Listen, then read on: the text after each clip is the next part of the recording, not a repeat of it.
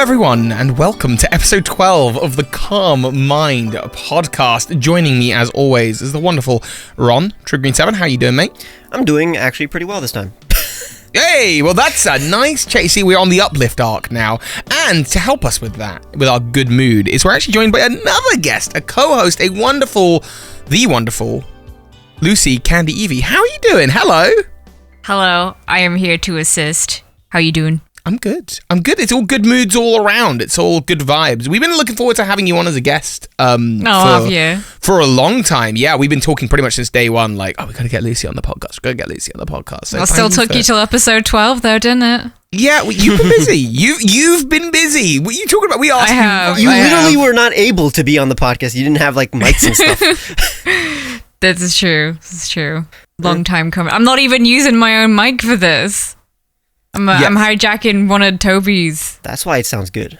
Yes. Right now you are upstairs borrowing one of my mics. Yes. Because you're over. We've been hanging out. You've been helping me with a bunch of YouTube stuff. I have. I've been consulting. You have been, and everyone who's listening is going to know, but you have a huge Pokemon channel, humongous. You hit 700,000 subscribers recently, didn't you? I did. Oh, really? Congratulations. I did. Well remembered.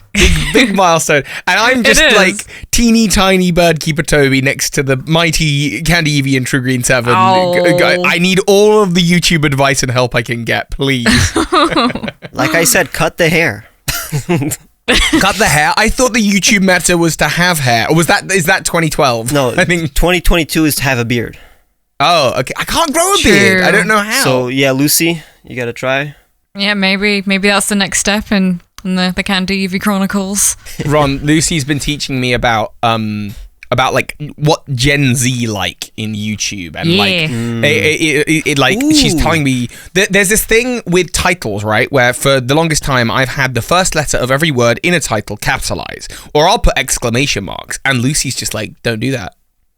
It's not Gen Z friendly. It's not Gen Z friendly. It's funny because I just realized Lucy is probably the first Gen Z guest, but also one of the few that I can think of that we could bring on.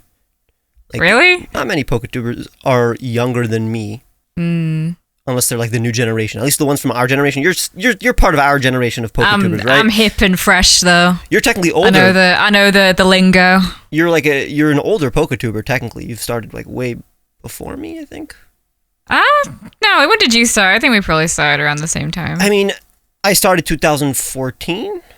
Yeah, around the same time. Yeah, but for you, Lucy, that was out of the womb. That was like before you could walk. Let's start making Pokemon videos.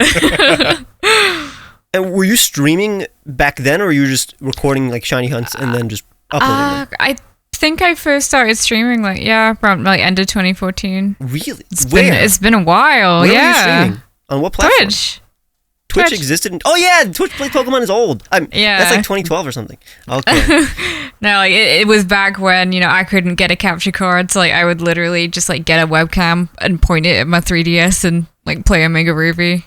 It was great. I was having a good time. Do you still like shiny hunting as much as you did in the beginning? Yeah, just in healthy amounts, I think. I've only hunted literally one time. What was that for? I literally do not remember now that I think of it, which is crazy. And I got the shiny. I know it was chain fishing in X and Y, because I remember that was all the rage back then, where X and Y had all these new methods to get shinies, and I'm like, okay, might as well try. And it was actually very easy. It took like an hour for me to get a shiny. So it was definitely. Oh, I think it was probably a Clauncher or something like that. But again, why don't I remember what it was? I have a Patreon who, as part of the Patreon rewards, we hang out for an hour a month. We just hang out on Discord, and every time, he's a really lovely guy. All he wants to do is, he's like, let's shiny hunt together. Let's do the max raid layers. I'm like, all right, sure. And I've really gotten to know this guy. Really lovely dude. Over the course of 15 months, we've done an hour a month, so that's 15 hours of shiny hunting. And the odds are in the max raid layers are 1 in 100, and we both have those odds. And we only found our first shiny this last time, and we were funny. We were so over odds on it, and I immediately traded it to him. I was like, look, dude, you've been a patron for so long, it was Barrascuda. I was like, just have it. You deserve it, man. But that's funny. I was starting to think like they just don't exist. I was like they're not real. I mean, I've never found a shiny in Max Layers either. The odds are huge. They're 1 in 100. Yeah, like you'd think that you'd have found one earlier. It's funny because it's the opposite for me. One of my patrons gave me shinies. That's a good deal. That's you get you're paid winning. money and you get shinies. Yeah. What's funny is that actually I was gonna ask this. I want to start asking this to all guests that we have, which is like, is there anything that you don't want to talk about? like I don't know how easy that is to answer. Where it's like you can't answer what you don't want to talk about. I guess maybe don't ask about like what's the inspiration for why I started my channel. Okay, so you see, like it reveals some stuff. Like, what is there? I just get asked the same questions a lot. So got it. So it's like a mundane question. Right.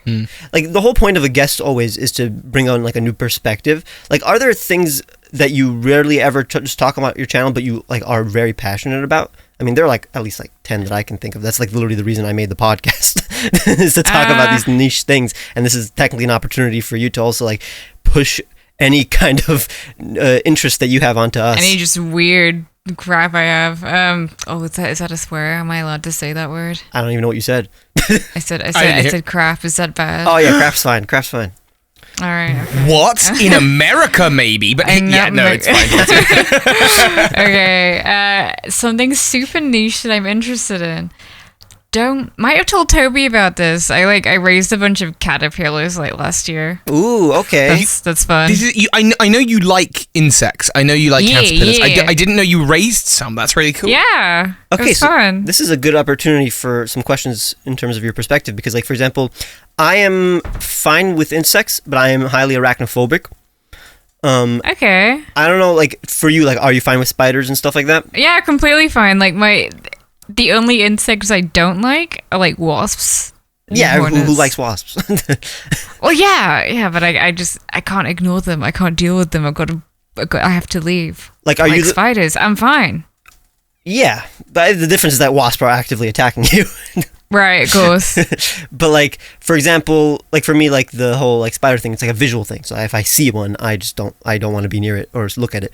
It's not. Yeah, I don't think anyone wants to be near it, but like I can get rid of it myself. I'm a big girl. I'm fine. Do you like? Are you the kind to like put like the caterpillars on your finger or like? Well, the ones that I raised last year, they were kind of spiky, so maybe not. Ooh, I think I did raise one caterpillar. I mean, it died before it became a chrysalis or whatever. But like, it was I raised like a caterpillar for like a few days inside a jar with some leaves, and it was like one of the spiky ones. But like, I think those are like the common ones. I don't know. There are a lot. Yeah, I mean, they're probably different there anyway. True, we live in a completely different continent. Yeah, which is crazy. How do we share insects from different continents? Is it because they're like so old that they're like from Pangea? Yeah, they're actually, come to think of it, like the ones that I raised last year, like you can buy them like in tubs online, and yeah, I think the ones that you would be able to buy would be the same ones anyway. So like the painted ladies. Painted ladies. Yeah, like butterflies. Have you ever watched Avatar: The Last Airbender? I started that last year. Okay, I only got a few episodes in though. Oh, continue that, please. Okay. No, because there's a character in that called the Painted Lady. But so I wonder what this caterpillar looks like. But I just I asked the stupidest question. I'm like, why do we share insects even though we're in different continents? But I just realized insects are literally the easiest thing to import and also to transport to transport. Like they're the easiest thing to just infest a ship. Invade a ship. So it's like, I was like, can butterflies like fly across oceans? Yeah, some do. Where do they stop? To rest? Where they want to, like where it's warmer. In the ocean. Oh, well, not in the ocean. I'm talking about can they migrate like across oceans or just like north south? Yeah, I wouldn't really know the specifics. I'm not a fly. You're not an entomologist, just from raising some caterpillars, I guess. As a caterpillar raiser, I must ask, because I have a vivid memory of being in my back garden as a kid and seeing a really I think of a caterpillar and I think of something that's like maybe the size of like a third the thickness of your thumb and like barely the length. But I remember seeing this kind of like huge sort of bulbous caterpie style caterpillar in the garden Nice. when I was a kid. Is that something we have in the UK? Because I wouldn't really know, like, unless I saw a picture of it. Well, I can't really remember what it looks like. I just remember looking at it as a kid being like, that's caterpie. That is actually a caterpie in the garden. It was like... I mean, some of them can get pretty big. It was pretty big. It was like definitely over the size I would have expected it to be for an insect. Lucy, can you tell us the biological and chemical makeup of a caterpillar, please? I'm alright. I'll pass. Bugs. You're into bugs? Bugs. Or Yeah, I actually wanted to be an entomologist when I was little. That was like my thing. Really? Until what age? Yeah. Probably like primary school. Like it was a... How do you even remember what you wanted to do before that age? I don't even understand. How do you remember that? Because it was so recent for you? I didn't... Well, no, like every birthday and Christmas, that's usually what I'd get, like something bug themed, like books, documentaries. Really? Okay, yeah. So yeah, you're a bug fan. What about bug? Is bug type? I mean, your Yanma is your favorite Pokemon. Yeah, so of course. Like, this explains everything. And it seems like shiny hunters do like bugs. It's the same thing. It's the same. It feeling. makes sense. Yeah. Okay. If I were to get into like animal watching or taming, it would be like birds. So I would like probably get into bird watching. Seems like Pokemon. If probably would be like filling up a Pokedex, bird watching. But I wouldn't do bugs. Oh, this is funny. Bird watching. It's quite topical. It's relevant for me right now because I actually went to a park yesterday where they have wild parakeets. I didn't know that was a thing. That's crazy. Yeah, it's crazy. Well, I mean, they're not native. They're escaped parakeets that just bred, and now they're just in a park, and you can just go and feed them. It's great. Nice. I've been there. I went on a date with Phoebe to this spot, and it's they're incredible birds. They're very social, and they chatter, and they like. Oh, they're cute. If you take, did you manage to get any to sort of land on you, and then? Yeah, like quite a few times. What? So cool. So I if even you had take like fruit, a squirrel. you bait them with fruit. Climb up my leg. Yeah, They weren't big on like the dried fruit that I brought, but like I'd take like. I forget what the nut was. It was a big nut, and I just broke it up, and they liked it. I had this magical moment. I got to tell you about this. When I went on this date with Phoebe, and we saw the parakeets. This was like a year ago, and one of the parakeets sort of dropped a feather right after we were done feeding it, and so I had this parakeet feather, and. Then we went to Kew Gardens in London, which is this big botanical gardens with like, there's all sorts of cool stuff there. There's like lots of different plant arrangements. Oh yeah, I've been. Greenhouses. Yeah, it's really pretty. Yeah, and there's also a lot of Japanese inspired buildings there. And actually, on my channel a long time ago, there was this banner of mine that had Ho-Oh sitting on top of a shrine. Yeah, and that shrine it's in Kew Gardens. It's this really cool Critique City looking shrine. And there's a little... Next to it, there's like a little Celebi looking shrine, this little stone thing. And I went there, and there was like, I can't remember the context, but for whatever reason, me and Phoebe went up to it like it was a video game, and we took out the parakeet feather and put the parakeet feather inside the shrine. And at that moment, the wind came along and carried the feather out of the shrine, and it flew off. And I was like, I could feel the like Zelda like go off in my head as I was like, that's it. That's how we unlock the parakeet dragon boss. I can't wait. Summoned a legendary creature. I was fully expecting a giant parakeet, dragon-sized parakeet to land on the shrine and be ready to battle. Now we learned about parakeets and bugs. We're working our way up the food chain. What eats parakeets? Cats. Cats. Are you a fan of cats, Lucy? Yeah. I like cats very much. Do you like them more than dogs? Oh yeah, for sure. Wow, asking the controversial questions. No, there's a cat at Toby's house right now. It doesn't like me very much. It doesn't like anyone very much. No. It's our friend Jake's cat, and it's very antisocial. And it's a shame because I've tried to smother it with love, but it really just doesn't want to know. It's got no interest in me. I go home and I cuddle. I miss my sons, Rug and Hector, very much. Rug and Hector, if you're listening. He's a Persian cat. Mum thought it would be really funny to call him Rug, so he's like a Persian rug. And I don't... but he is a rug. He's like this big fluffy. Persians are like super fluffy, and they are. This doll-faced kind of cat, and it's got this big saucer green eyes, and I love him, and I miss him, and I go home and I cuddle him, and he looks at me like, you left. You left. You moved out. You left me here with the dog and with Hector. How dare you? And with Hector. And Hector is this big chunky boy. He's this big. He sheds everywhere, which is a bit annoying. But he is so cuddly, and he's just like, he has this amazing personality. I love cats. I'm a big cat person. I only recently started enjoying cats. Was always a dog person. I mean, still am a dog person, but like now I appreciate cats after having good encounters with them. That's all it takes. What are these magical experiences? Where the cats actually come to you and ask to be pet and meow at you, and it's just when you get the attention of a cat, it's way more rewarding than a dog. So I understand the vibe. Like a dog is closer to a Pokemon to me, so that's why it's like that's literally the closest thing to a Pokemon, and that would be pretty epic to have. I've never had a dog, so I'm like, it makes you even more hyped about dogs, even though they're probably, I mean, just like any pet, hard to keep. It's clear that you're obviously a more private, like, PokeTuber or YouTuber in general. Yeah, probably excessively so. And like, where do you think that comes from? I'm definitely more private as I used to be, but I think generally as women on internet, it can't hurt to be like a bit more careful. Yeah, so that's definitely a perspective that Toby and I do not have. So it's like great to like actually hear about it.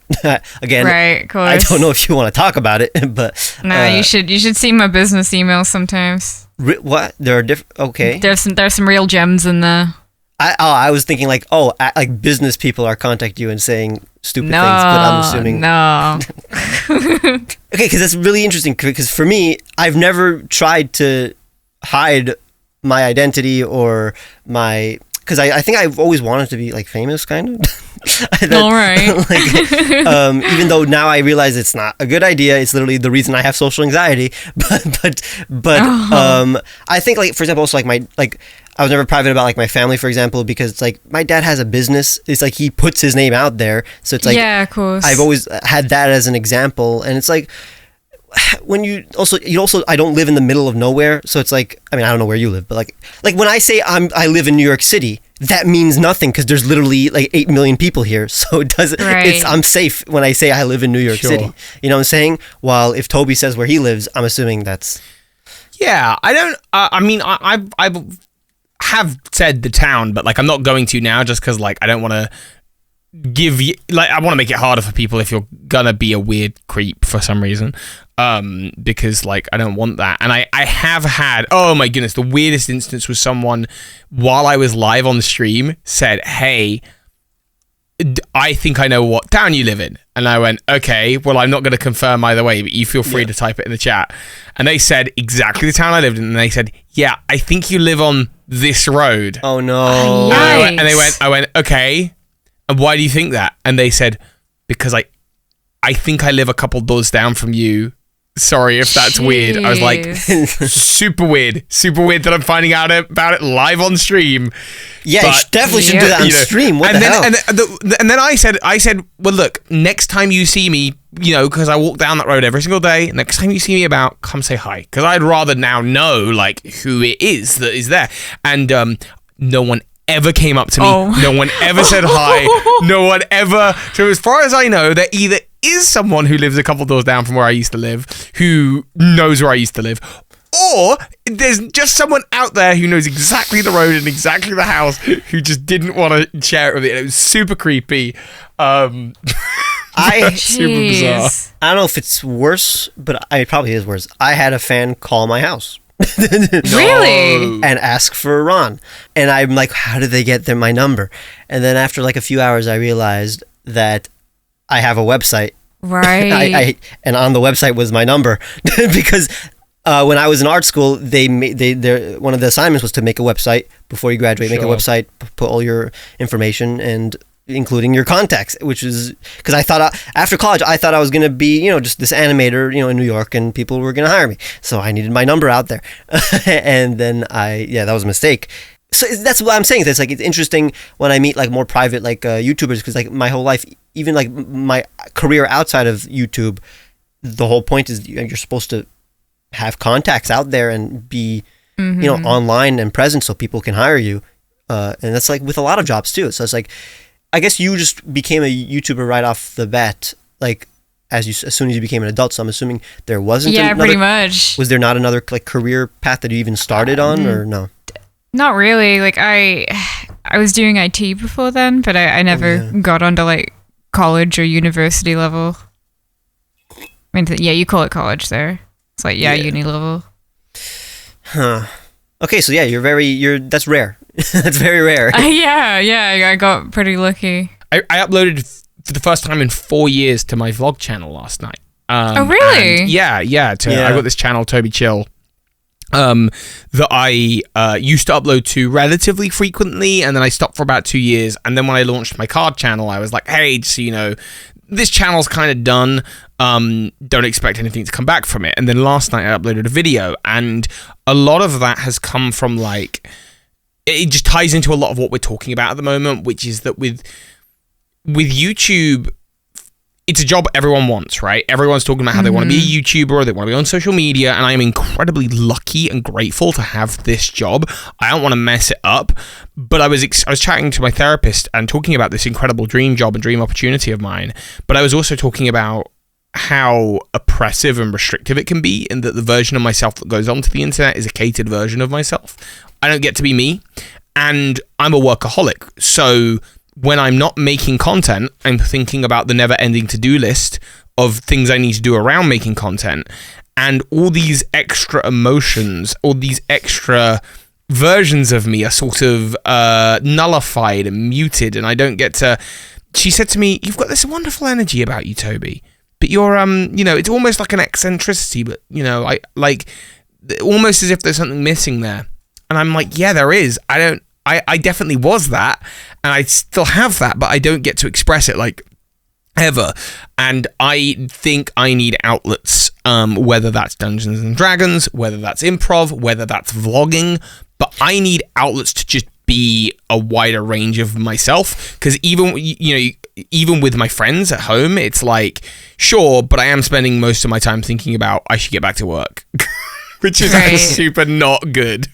Which is funny, because a few weeks ago I was going to ask you, like what's up with like your acting career? Like if that is still a thing you want to pursue.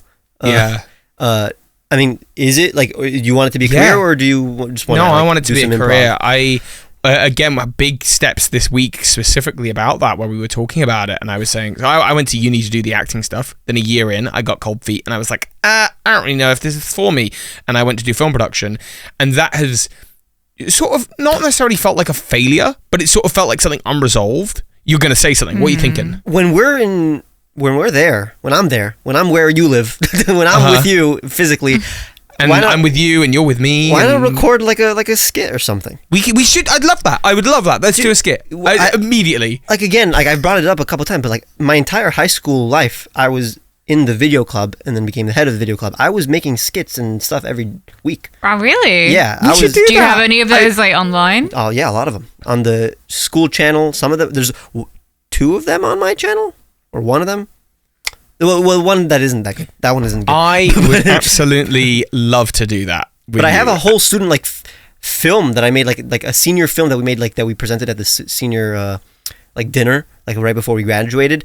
A lot of inside jokes, so you guys wouldn't get it at all. But it's like you watch it, and it's like, yeah, it's like an actual production, like between like 20 like friends of mine before we graduated. It was so fun. That was definitely the best thing I've ever filmed, because like we consciously made it like it felt like I was directing. It felt like it was literally the last thing I ever really directed, I guess. And then I went to art school and that was mostly like 3D, computer animation. I haven't filmed many things since then. Maybe a few videos on my channel, but those were just me and myself. They weren't like productions that I was like actually directing with other people.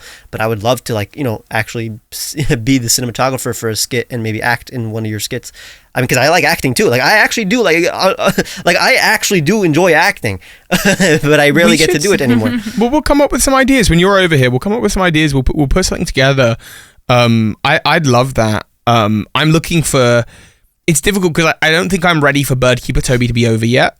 But like in my mind, it does have like an end date, and when that comes, I want to be ready to transition into like re-entering acting education or that kind of thing, because something's missing, and it's like I love what I do on Birdkeepertoby, and I'm so lucky to have this job and grateful to have this job, but there is this sort of oppressive element to it, and it's difficult because even if I were to say, okay, I'm going to say whatever I want, and I'll say whatever I want about who I am and where I live and politics and religion and sex, and I'll do all of those things on the internet, right? And I'll just have those conversations.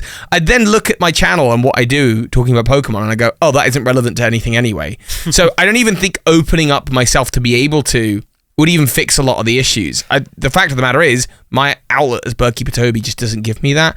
But this podcast has been like a slightly better outlet for that, and certainly I'm hoping the vlog channel will as well. I do actually want to talk about like what we think is missing in terms of our outlets that we have, especially online. So that is what we're going to be talking about. But first, I do want to remind you of that video that you were part of. You acted in about like the dinner dates. Yeah, that was fun. That was if anybody I mean, put it in the description later if you want. Sure, like, yeah. Trevor Baxter. Yeah. I loved that. And I wanted to see more of that. What was the reason there was not more of that? I haven't been asked to be in more than that. And are you asking to be part of things? No, but that I don't. That was the best acting a friend of mine has ever been part of, and I was very proud of it. And I was like, no, this was like almost like what college humor, is that what it's called? I forgot what. Yeah. I know it's even better than college humor, like because it felt more like a short film than like a video. Oh, thank you. No, it was a short film. Just friends of mine worked on it. I know friends who work on short films and stuff, but you know, I just assume they know where I am and what I'm up to. And actually, someone very kindly reached out to me last night to ask me to be involved in something. I need to reply to it, but it's something where like I just don't get it. It's a really quirky form of humor where it's too surreal for me. I just don't understand it. I mean, how close is it to like say Tomska? No, nowhere close. It's like completely like I just don't get it. I don't get why. It's like Dada. It's like very. I don't know what that is. It's like not even surreal. It's like it's absurdist, not surreal. Sort of, yeah. And it does. And I'm just sort of like, I would love to do some acting, but with this, I wouldn't even know where to begin. To be fair, a lot of Gen Z humor is more absurdist, where it's like there is a purpose. The purpose is to not have purpose sometimes. Yeah, that's true. And I would know. I'm your Gen Z consultant. So like, for example, how much TikTok do you watch? Loads. Yeah, Gen Z, like for example, memes. those don't, like if you don't know the origin, you literally do not get it. Unlike millennial memes. And then like it'll iterate like 5 times where it'll go like through phases and it'll get even more complex, and to the point where have you ever seen do you know Circle Tunes? I don't know. Yeah, I do. Circle Tunes made a video about like I guess modern memes where it's like I'm gonna send it to you right now, Toby, for you to watch it. Okay. Just so we can talk about it, so you can understand how modern memes are. And he literally made a meme through this video. Like the meme that he literally created just for the video became a meme. And I've never heard of like literally just creating a meme and it becoming a meme. You can never just do that. You can never like purposely create a meme and it becomes a meme. Me and the boys at 2 a.m. looking for beans.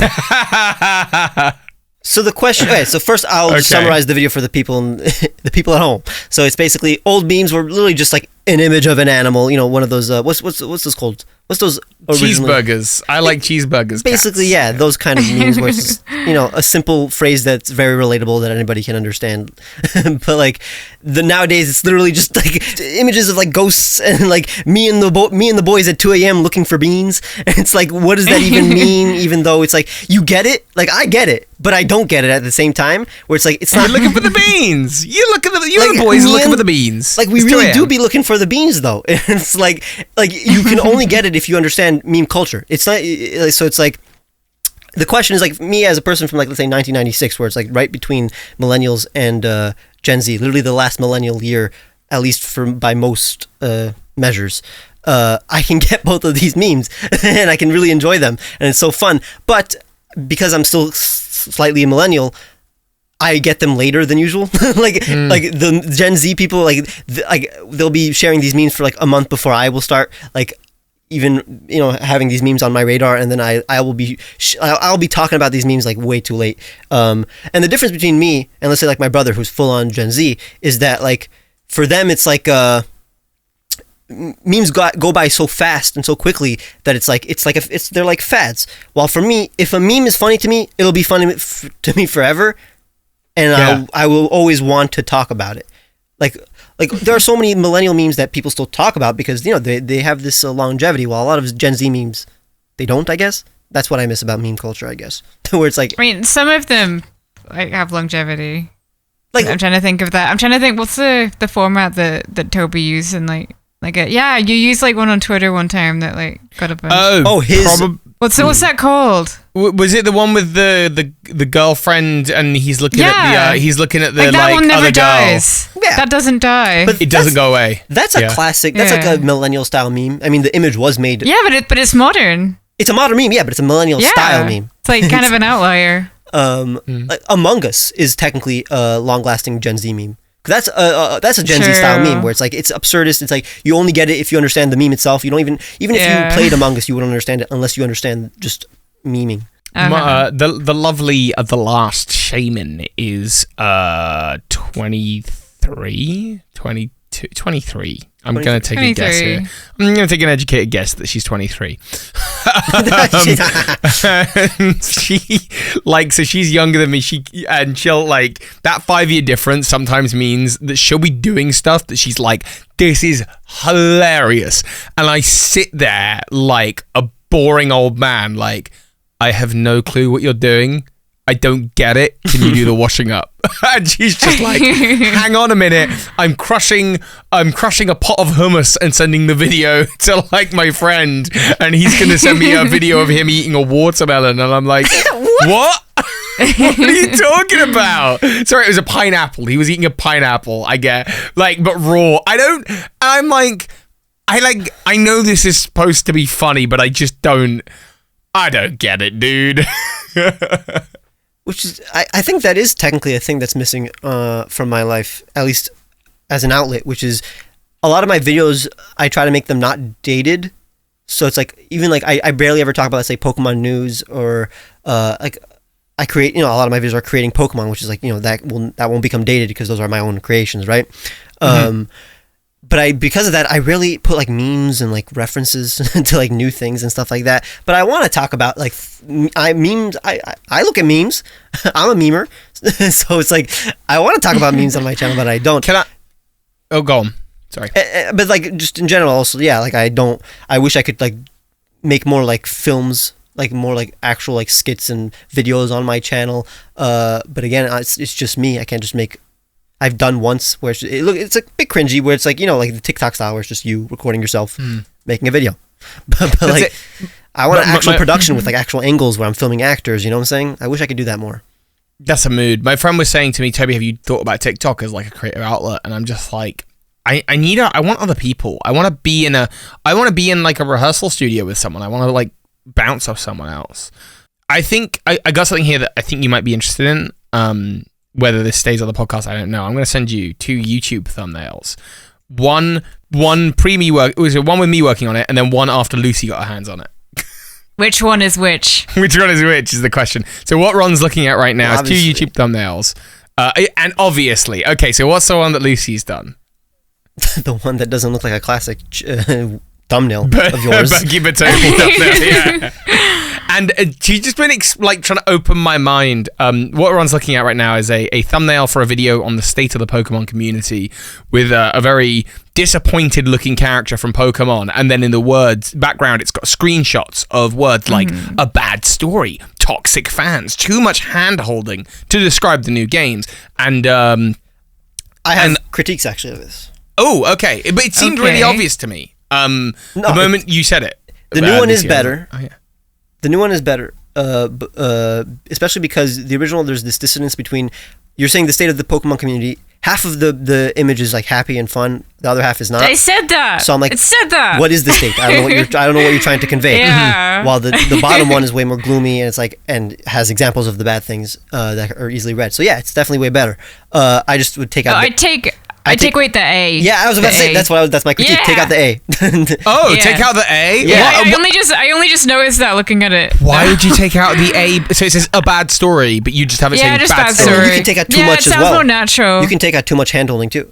Not too much. There's just the too much part of the handholding too. Yeah, true. Bad story, toxic fans, handholding. That would make it way more you're readable. gonna simplify it. And then, dude, you're getting at least 5,000 more views because of this thumbnail. Wow, okay, I'm gonna work on that the moment the podcast's over. That's wild. But it's just interesting, and you say that, and like a lot of that is when you've been working on YouTube for like obviously as long as we all have. I find it so hard to keep up with the trends of like what should and shouldn't be on a thumbnail. If you are watching on YouTube, you would be able to see it. If you're watching on Spotify, go to YouTube.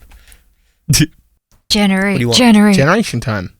Yeah. It's generation time. That's our segue from now on into generating. Loosely, if you don't know, literally every Pokemon that we've generated has been not good for the thumbnail. Okay. They're always subpar, at least in popularity. So last week was Carcole. That's what we're dealing with right here. That's what we're dealing with. All right, it's the winds are changing, are blowing today. Yeah, good luck. I'm summoning a Trico. We got the Lucy luck. Let's go. Generating. Yeah. It's okay. It's popular, but it's not like visually impressive. It's Poliwrath. Okay. That's not too bad. Obviously, the first thing that always comes to mind with this line is just the fact that Poliwag is Satoshi Tajiri's favorite Pokemon, the creator of Pokemon.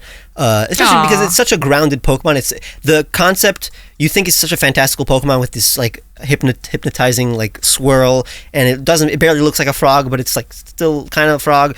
But obviously those swirls represent the intestines, the innards, yes, that you can see in like a tadpole.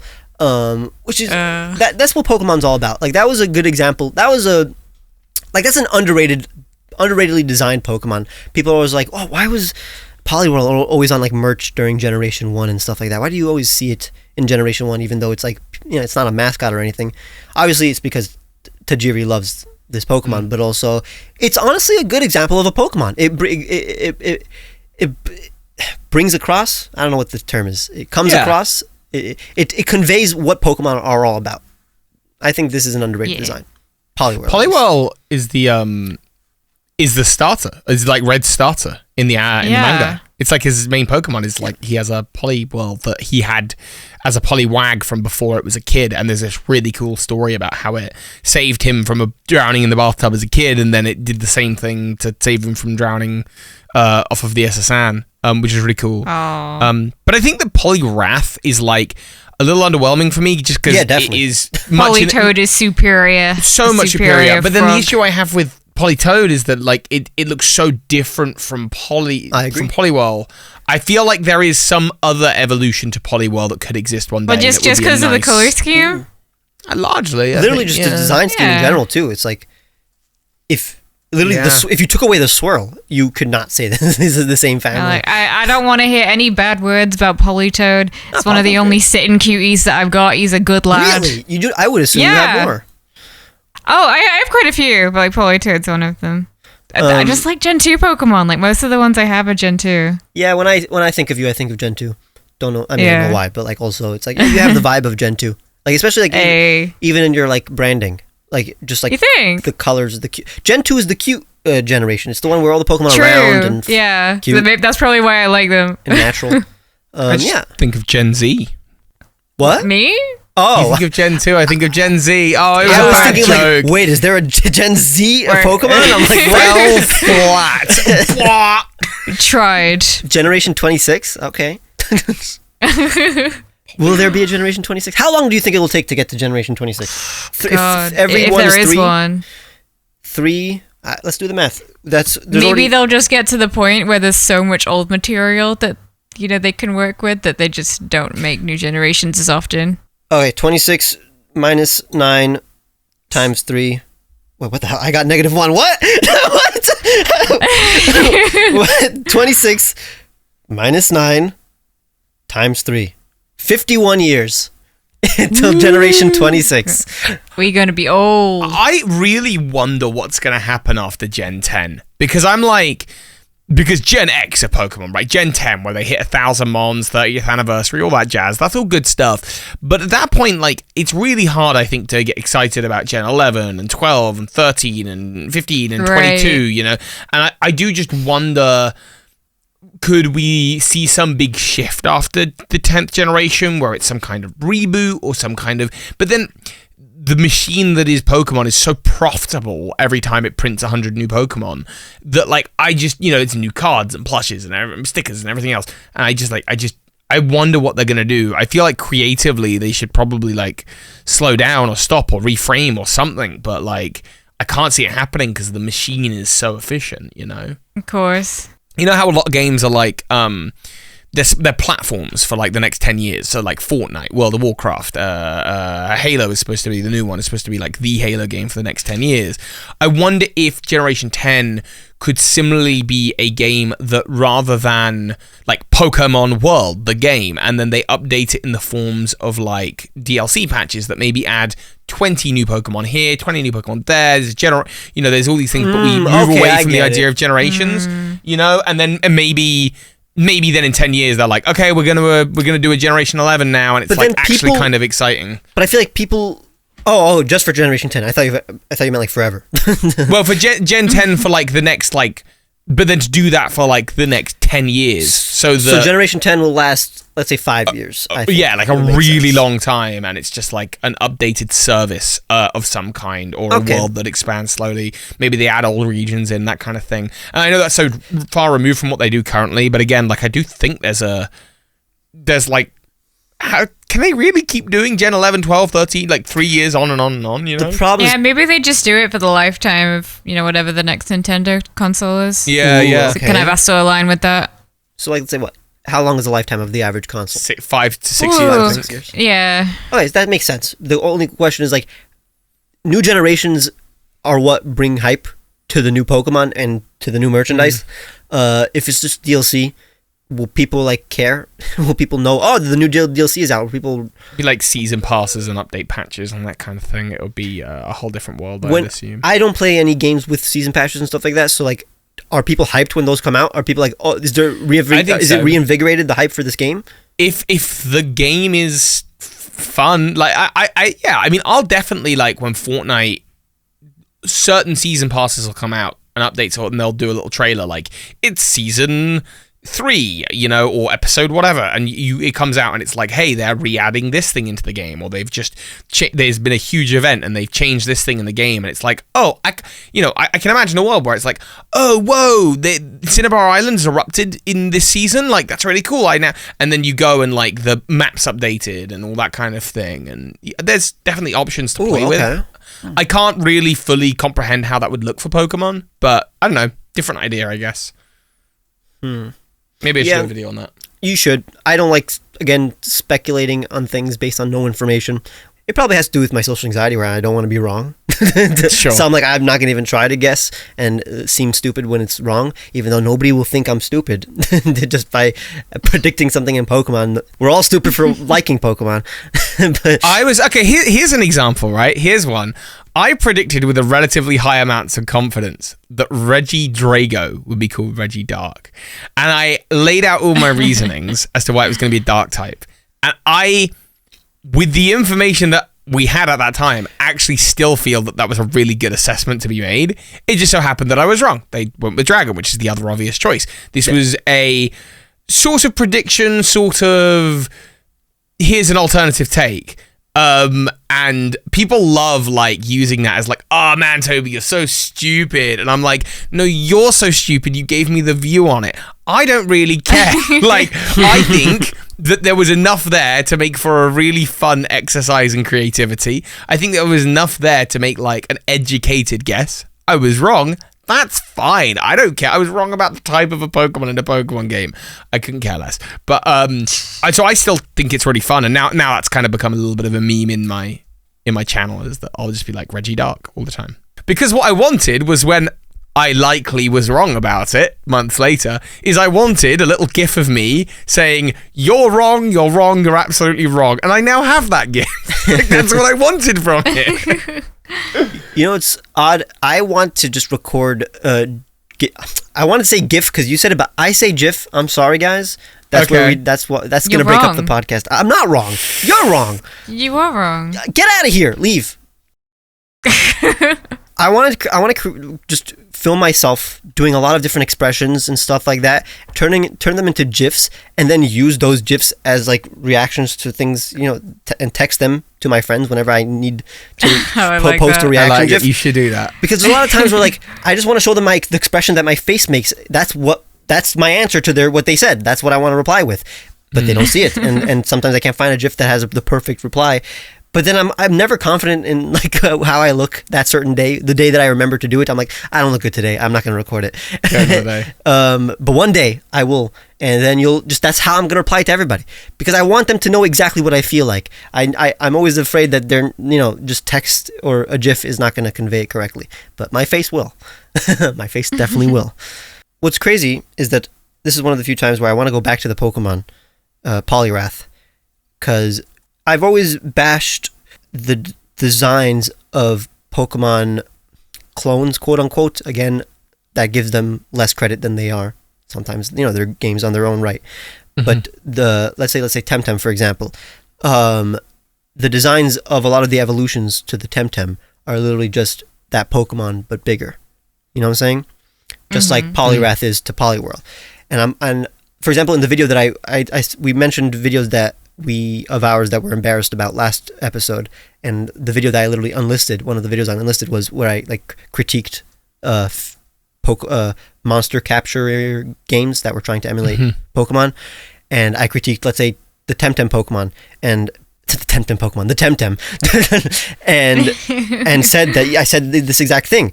But then everybody was like, yeah, but look at, like, let's say Poliwrath, look at all these Pokemon specifically in Generation 1 where they do the same thing. And it's crazy because it really is just Generation 1 where it's like you have Pokemon that are just bigger or more instead of a completely new concept or a continuation of the concept in a clever way, which is a majority of what new Pokemon are, or Pokemon, let's say, past Generation 3 and up. That's what I love about Pokemon designs. So I think Poliwrath... I have like a slight negative opinion on Poliwrath because it's an example of the contrary of what I love about Pokemon, and people can use it. To an extent, they did that in Gen 5 too, but I guess Gen 5 was trying to be like Gen 1. Exactly. So. Yeah. Well, for example, what's an example in Gen 5 that they did it though? Let's say Vanillite. Exactly. But so that's why I hate Vanillish. But Vanillux, I'm growing on it because there is a point to it. It is. You have those double cones. You know what I'm saying? The flake improves it substantially. True. Okay. Yeah. You're right. He's got a flake. Those are good. But yeah, so it's like Vanillish is probably the only example. I can't think of another example from Generation 1 that is just like a bigger version of the Seal and Dugong. Oh, sorry, not Generation 1, Generation 5. Diozion and Solosis. But yeah, that's the point. They're growing. It's like, and it's not. Well, okay, then the other one, the Gothitelle, all of those, that's basically the same Pokemon 3 times over, just getting bigger. Okay, yeah, maybe. I agree. But then would you say Gardevoir like Clink. Is that? Like Clink or Klinklang? Clink, oh yeah, that's right. Clink and Klinklang, one of the worst Pokemon ever because of that. Not because they're gears, but because it's like the gear the same time 3 times in a row. You know what I'm saying? The same thing 3 times in a row. But for example, Gardevoir, would you say it's just a Ralts growing up? That's feels to be just enough different there between the stages. But I don't think you'd be wrong for saying that it is just that actually anyway. So my answer to that is it's technically based on Ningyo dolls. These Japanese dolls, and Ralts, its hair matches the little boy ones. Curlia, its hair matches the older girl ones, and Gardevoir represents like the full-on woman dolls. And also ballet dancers, obviously. So like Curlia is just a ballet dancer, while Gardevoir is the head of the ballet. What's it called? The head of the ballet. There's a name for it, but I forgot. So it's like, see, there are multiple concepts, and there's an evolution of the same concept, while not just a bigger version. So I get it. Yeah, that's why Gardevoir works. So there probably is a reason though for Gothitelle that I'm just missing, because they rarely do that nowadays. Like it's different kinds of gothic fashion. While like, for example, Gothorita is more like a Lolita, like a gothic Lolita, while Gothitelle isn't a Lolita. That's just goth. That's full on goth. I think so. So I think that is probably the justification for that. Time for the final segment. I actually had a dream, almost like a nightmare, that we by mistake didn't do this segment. A nightmare. I know. I was like, oh no! Like I woke up and I'm like, oh we didn't do the fan questions. So just so you guys know, a few episodes we started answering fan questions. Just ask any question in the comment about literally anything, and we'll try to answer it. Joltum Reels. Yeah, Joltum Reels asks, okay, so if you guys could do a video out of your usual videos that you normally do, and your fans would enjoy it no matter the case, what would it be? Is it one video or like an entire channel? Like this is the new like separate channel where we can make videos. Let's just go for like one video. Okay, like, that's what a is the different question. one video you'd love to make? That's a different answer. You know, right now you know that if you made it, no one will watch it. But like, you'd love to make it. Well, then if it's there are a lot of Pokemon videos because those are the only ideas that I have for the channel. They're Pokemon related, but there are a lot of them. I'm like, people aren't going to care about it. But if literally everybody's going to watch it and care about it, can it just not be Pokemon? It could be literally it can be anything you want. Then okay, the video. Then I am like my number one niche interest, like it's niche, is anime openings. Anime isn't niche anymore, but even within the anime community, only like 5% of them really care about anime opening theme songs and just the openings in general. And I would just love to make like a top 20, or like just like talk about my favorite ones, or why anime openings in general are like my favorite art form, because that really is a thing that I literally every day consume. I literally just watch reactions of anime openings and listen to that. I mean, the kind of music I listen to, other than like instrumental, like video game music, is J-pop, and that sprung from my love of anime openings. That's fair. I like that. You've got me excited about anime openings, actually. Yeah, watch just in that, like, now when I watch an anime, I like pay special attention. Brotherhood has some really, Fullmetal Alchemist Brotherhood has some good ones. And we'll watch them together. Lucy, do you have a answer to that? I mean, it'd be nice to do games that aren't Pokemon, but I'm sure you know it's quite hard to do anything that's not Pokemon. We're not allowed. I like Animal Crossing. That's pretty fun. I like some of the old Spyro games. Just if I could make like a one-off video on one of those, it'd be kind of fun. I mean, if you would, what kind of format would it be? Like, is it just like you talking about it? Just the same as what I do now, just not Pokemon, I guess. But I'm happy with what I'm doing, so like I'm good. Chill.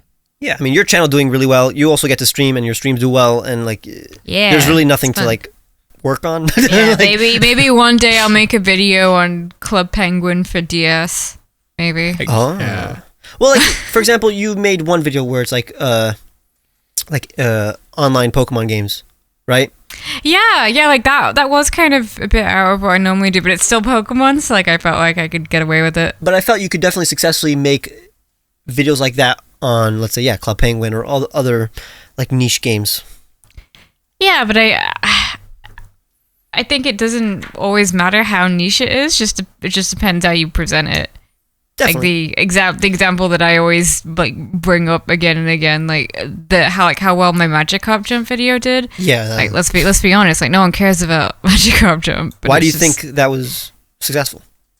I just think the way that it was presented just made people curious. Like, even if they don't know about it, maybe they Talking want about, to like, know the title, about it. talking about like the title and thumbnail. Yeah, something like that. Okay, I'll Like, study that. no one's looking for Magikarp Jump, but like when it appeared in their recommended, they're like, what's this? Well, Maybe I'll have a look. An anxiety that I know, at least maybe Toby shares it with me, which is like, I do not yet have a channel where everybody would watch any video of mine.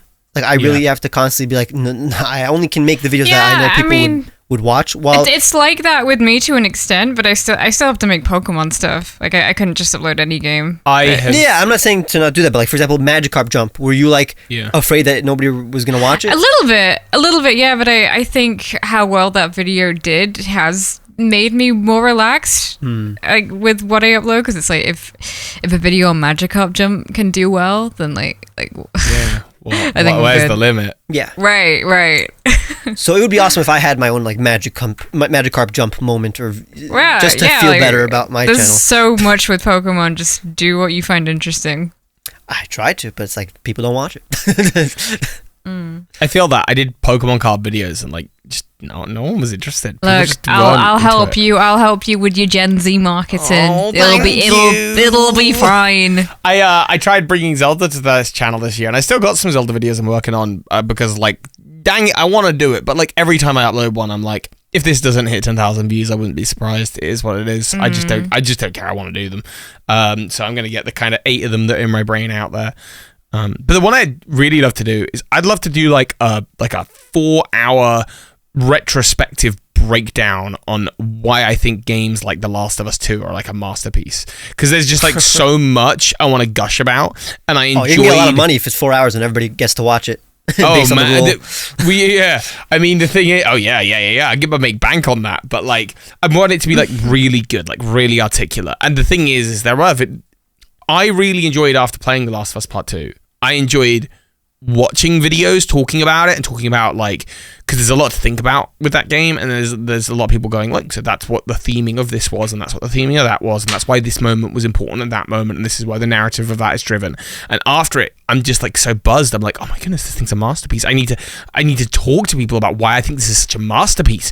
And I like still find myself thinking about the deep complexities of that story like 2 years later, and I would love to just whether it's The Last of Us Part 2 or like a film or like Attack on Titan or something, like I'd love to do like a big like 4-hour retrospective like super video on something like that I'm really passionate about, but there's no point in me even putting in the brain power to think about it, because like it's such a risk to do something like that. Like, I just probably wouldn't do it. But yeah, I mean, if everyone's going to enjoy it, absolutely, I'll give it a go. Cool. I guess the question is literally just, let me find it actually. Okay, from Blair Shu. Question for you both, for you three. Is there a non-Pokemon YouTuber you would be interested in collabing with? And if so, what types of videos do you think you would work for the collab? Yeah, I guess Vsauce. Oh, 3. Okay. Yeah, wow. Vsauce 3. That still happens? Is that still a thing? Vsauce 3? I think he's still going. If Jake Roper wanted to hit me up and be like, okay, like I would make that my final video. I'd be like, okay, Jake, I'm leaving YouTube. You got me started on this. Can we do like one big Pokemon collab and just do like a big Pokemon in real life short film that's like 20 minutes long about the Pokemon that's going to ultimately kill me and end my channel? Let's just do it. That would be that would be like the coolest collaboration in my life. I'd love that. I have 3 answers because they're all like, one's the realistic answer, one's like literally just not realistic at all, and one's like just a normal answer. So like not realistic at all, PewDiePie, I guess, if you want like the most like reach, not because like I actually consume PewDiePie's content, but like let's try to get the biggest. Mr. Beast. That's like Mr. Beast. Sure. Mr. Beast. So that's like the unrealistic answer. Then like the more realistic answer, but still like that'll be. But it's actually technically this is the most realistic answer, is Jaden Animations, where it's like I would love to have her on like the 4 artists video. 4 artists design Pokemon from the same description, or any kind of collaboration. She seems like she's collaborating with everybody nowadays and having fun with it, which is very cool of her. And I can technically, I have like a degree of separation from her, so I can like get a person to ask her to ask me to be on. But it's like, I don't know, that would be very hard, but still doable. But then like one that's like actually like person that like actually I forgot it. Let me find it again. It's in my subscription list. What was it? Birdkeepertoby. No, ew. Birdkeepertoby. Birdkeepertoby. Oh yeah. Oh wait. Yeah. No. Birdkeepertoby. I forgot it, but it was related. Lucy, help me out here. Hello. I don't even think I'm subscribed to this person. It's not Birdkeepertoby then. Rubber Ross is also an answer technically. Do you know Rubber Ross? I don't. Used to be Rubber Ninja, animator, very famous. I always, whenever someone doesn't know it, I always like instinctively say very famous as like, oh, you should be sad, you should be ashamed that you don't know them. Like justification for like I'm right, you should know them. But like, nah, I mean this guy's so whatever. If you don't know him, oh wait, I'm losing my voice. So, I mean, he has his whole the Gartic phone series, but also just like a lot of like collaborations between other animators and artists where they get together and do challenges and fun stuff. I would like to do that. Also, Drawfee. Toby, do you know Drawfee? No. Lucy, I'm assuming you know Drawfee. I do. Exactly. So, again, just a group of 4 artists doing art challenges, which is, I try to do like Pokemon art challenges. It would be a really good collaboration. It's definitely the channel that people want me to collab with the most. But then, like an unrealistic, but like actually dream would be Ludwig, the streamer and YouTuber Ludwig, because like I think in terms of reach, in terms of collaboration. Oh, I'm so stupid. Okay, I remember the people that I want. Cut out Ludwig. Ludwig sucks. I'm kidding. Just everyone on YouTube rewind. No, Ludwig is awesome. I was actually gonna think of like also his girlfriend, Cutie Cinderella. I technically consume more of her content than his. And I like listen to her podcast and I actually really like her, and she's like the best at collaboration content. Like she makes a lot of these like big like events between streamers, like the most famous streamers, and they're very successful and I enjoy watching them. So it'd be cool to be on those events, but I would do nothing. Okay, I realized that I would just like to be on the Trash Taste podcast, which is currently my favorite podcast. Technically an anime podcast, but they never talk about anime. It's because it's like the members are 3 anitubers, like. And they've blown up. Like, they're huge. Like, they're just, like, famous YouTubers now. Not just, like, anime YouTubers or, like, podcasters. They're collabing with everybody. They collaborated with like, PewDiePie. They're, like, I mean, they're friends with the people that they collaborated with. So they collaborated with all these famous YouTubers. And, I don't know, they're really just the funniest guys. So if there's a podcast that I recommend listening to, it's always Trash Taste. I also listen to like Super Mega. This is a long answer. Sorry, I'm just actually passionate about YouTube. So like I have a lot of YouTubers that I have like parasocial relationship with and streamers. So it's like, yeah, not an easy question to answer. Did I ask that question? I asked that question. Sorry. Lucy. Hello. I think it'd be really funny if one day I could set up a video where I'm like collaborating with myself. So just my 2 channels. Yeah. Candy Evie and like Luvi. No. Yes. No, I don't think so. Yeah. Do you know who I think it'd be good for you to collab with, Lucy? Go on. I think we should do a collab. But you're a Pokemon YouTuber. That said non-Pokemon YouTubers. Oh, that's true. That is true, yeah. Outside of that, you believe it's been 7 years, we've never done a video together. She's done 2 with me. We've done the podcast together. I'm on we your did the Elite Four podcast. podcast. That counts. You're on the podcast now. You're literally around my house to hang. And we just don't do videos together. Yeah, that's weird. You're literally there. Super strange. You've been in one of my videos, just not as like a guest. Have I?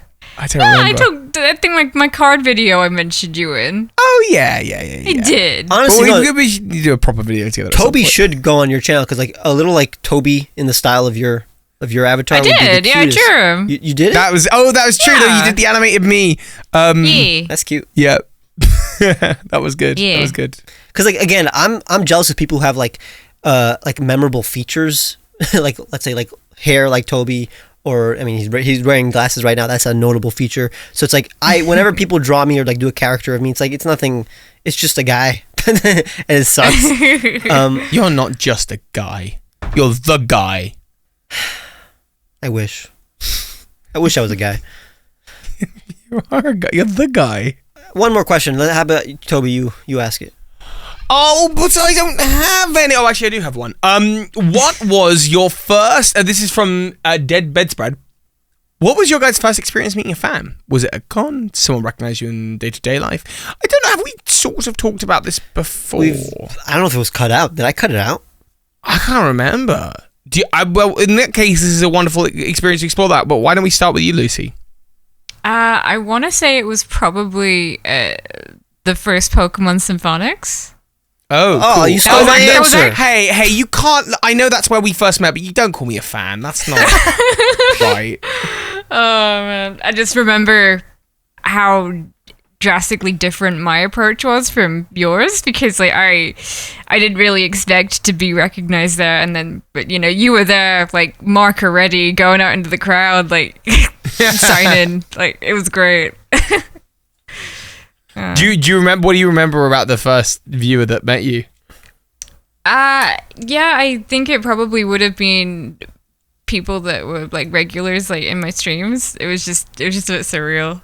It always feels surreal because like I don't put my face out very much, so like I've never actually been recognized outside of like convention settings before, which I'm quite grateful for.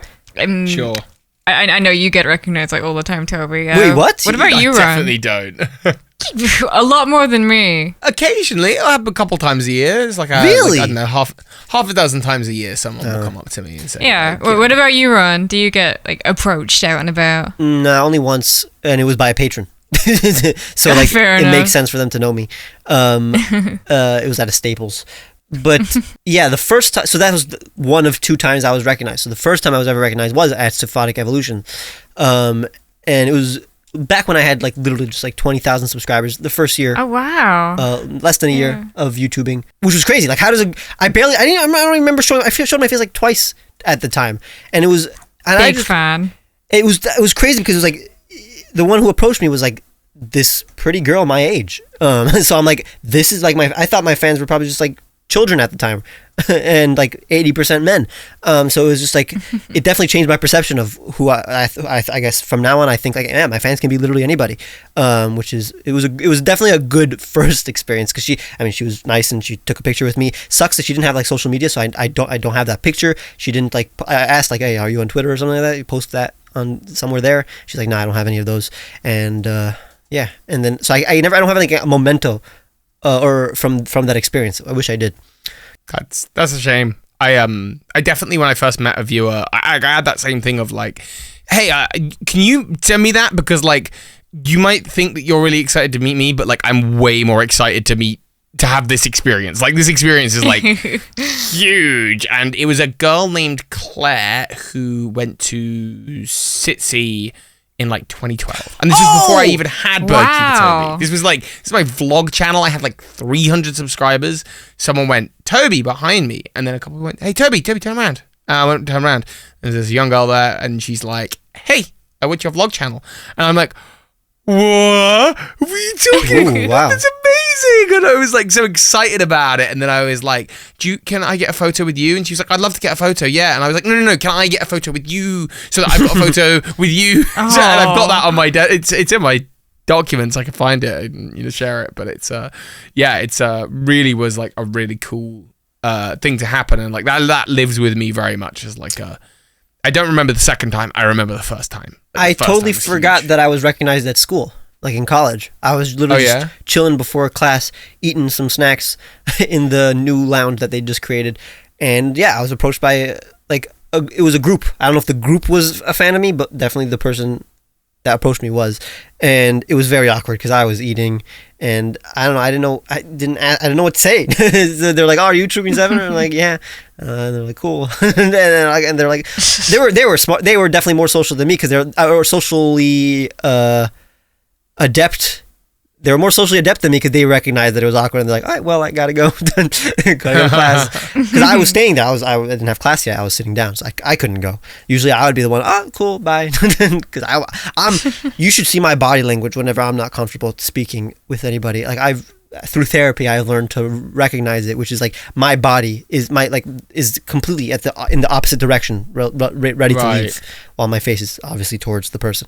But it's like, nah, you can tell if you know about people with social anxiety, you can tell that I have it when you meet me.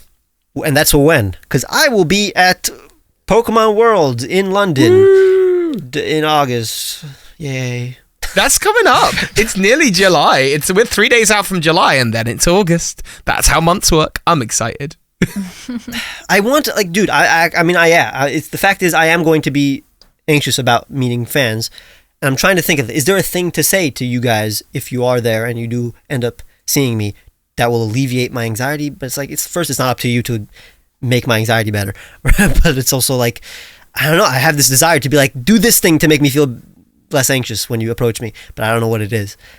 Like, tell Ron that you're a big fan of the podcast, and he seems like a really chill honestly, guy. yeah. If you're clearly a fan of me and not just my art, it's cooler, obviously, because like I am a bit insecure about the fact that I think people only watch my videos for the video itself, and then they don't care about me really, which is, I mean, ideally that would be good if I got a lot of views, at least relative to my channel.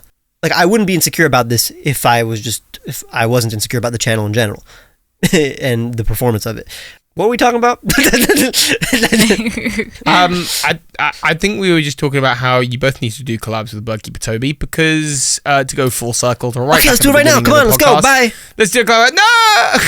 But before then, go and check out Lucy's wonderful channel. Like I said, you. it does well for a reason. It's also, now I think of it, very unique in our space, and she does it very well.